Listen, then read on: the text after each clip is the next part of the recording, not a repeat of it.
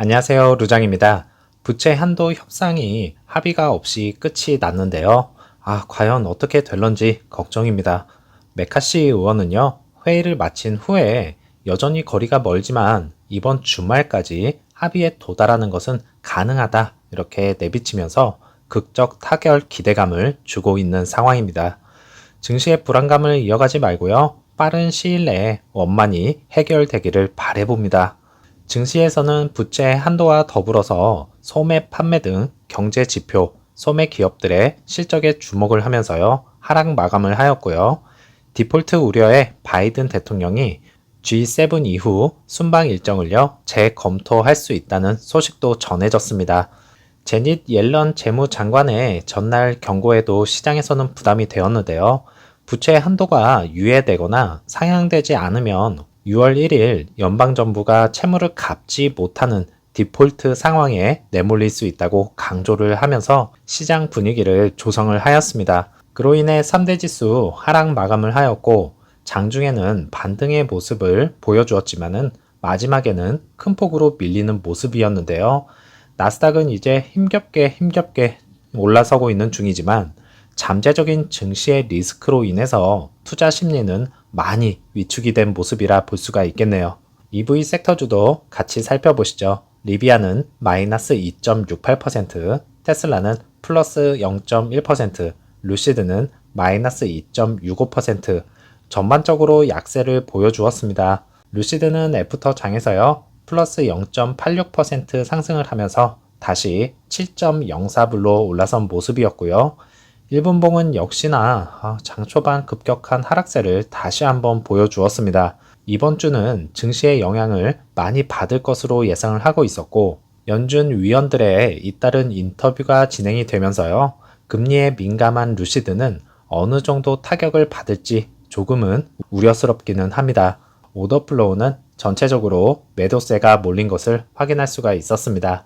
리비안이 요즘에 이렇다 할 힘을 못 쓰고 있는 중인데요. 장 초반부터 급격한 하락세에 지난 월요일장 상승분을요 거의 반납을 하는 모습까지도 보여주었습니다. 이제 실적 발표 이전에 기대감으로 상승을 유도를 하였지만 그것도 잠시 다시 재차 하락으로 이어졌고요. 기술적 반등이 월요일장에서 소폭 나왔지만 어제장도 EV 섹터주의 약세 속에 상승하지 못했네요. 하지만 리비안도 루시드와 마찬가지로 앞으로 찾아올 EV 붐에 대비를 해야 하는데요. 현재 미국 EV 차량 시장 점유율은 전환점에 도달했고요.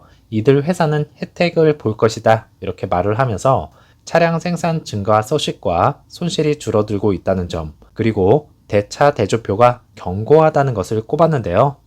이제 리비안도 소프트웨어 업데이트 등을 통해서 자율주행에 집중을 하려고 하는 중이고요.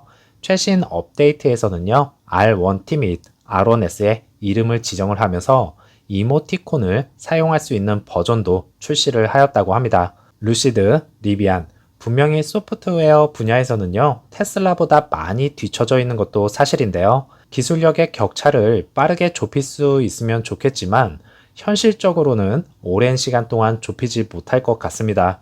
그만큼 이제 데이터가 충분하지 않다라는 것입니다. 그래서 다른 기업들과의 파트너십 체결로 인한 이러한 문제점 개선을 빠르게 해 나가 주었으면 좋겠는데요. 실리콘밸리에 있는 빅 파트너십 체결 소식은요, 아직도 깜깜무소식이네요. 요즘같이 주주분들 힘든 장에 호재 하나 터져주면 좋을 텐데 말이죠. 테슬라 주주총회가 있었습니다.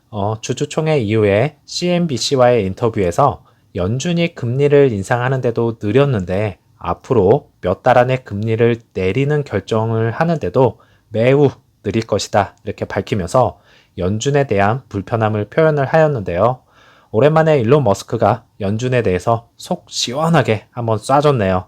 이와 같이 빅테크 기업들도 금리에 대한 부담감이 크게 작용을 하면서 금리 인상으로 인해 소비자들 예산이 줄어들기 때문에 거시 경제적 관점에서 향후 12개월은요, 테슬라와 같은 다른 회사에 어려움이 될 것으로 내다보면서 많은 기업들이 또다시 파산을 할 것이라 이렇게 밝혔습니다. 2019년 당시에요, 테슬라 광고를 하지 않겠다던 전략은 이제 끝이 날 것 같습니다. 이게 아무것도 아닌 것 같지만 테슬라 입장에서는 큰 변화인데요. 그간 마케팅 전략팀은 차량 구매자에게 초점이 맞춰지면서 연구 개발에 많은 투자를 하게끔 만들었습니다. 이제 TV 광고를 시작을 함으로써 게리 블랙은요, 트위터에 테슬라가 EV 채택을 가속화하기 위해 경제성 외에 두 번째 변수를 추가할 것에 대한 낙관적인 모습을 보였습니다. 테슬라의 전략 첫 번째는요, 차량 가격 인하로 인한 소비자들을 끌어모았고요. 이제 그 두 번째 전략인 TV 광고를 통한 마케팅 전략을 할 것인데요. 이 여파가 EV 시장에 어떠한 영향을 줄지 또 하나의 관심사로 떠오르게 되었습니다. EV 광고 방영 시기는 언제쯤 될 것인지는 밝히지는 않았습니다. 테슬라의 화끈한 주주총회에 이어서 루시드 주주총회는 어땠나요? 이사회 임원진들을 대거 교체를 하는 등 그룹 내 구조 개편이 들어갔었고요. PIF 2인자인 트루키 알로아이저 이사회 회장을 임명을 하면서 내부적으로 긴장감을 감돌게 했습니다. 지난 영상에서도 언급을 해드렸듯이 이분이 PIF의 돈을 벌어다 준 것이 정말 어마어마합니다. 이번에 회장 임명이 되면서 무언가를 보여주려고 할 겁니다. 그래야 자신이 여태껏 이뤄왔던 경력에 조금이나마 스크래치가 생기는 것을 원치 않기 때문이겠죠. 사우디에서도 최근 에너지 장관이 루시드 공장을 시찰을 하면서 잘 진행이 되고 있는지 확인하는 모습이 공개가 되었는데요. 이 에너지 장관이 누구냐면요, 사우디 국왕 아들입니다. 이렇게 영향력이 있는 분이 루시드 팩토리를 직접 방문을 한다? 그만큼 루시드에 대한 기대가 크겠다는 것이겠고, 오전 영상에서 언급을 해드렸듯이 사우디의 차량 수요가 상당히 클 것으로 예상이 됩니다. 이제 내부 공사도 어느 정도 완공에 가까워 보이고요. PIF에서 직접적으로 움직이는 것으로 보아서 루시드는 버리는 카드가 될 수 없다라는 것을 다시 한번 확인시켜주는 것이 아닌가 생각합니다. 그나저나 이제 걱정이네요. 테슬라의 TV 광고로 인한 전략, 이 여파가 다시 다른 EV 제조업체들에게 어떤 영향을 미칠지, 그리고 루시드 측에서는 어떻게 대응할 것인지에 대한 대책 마련이 세워져 있는지 정말 궁금합니다. 이제는 두 번 당할 수는 없지 않겠습니까?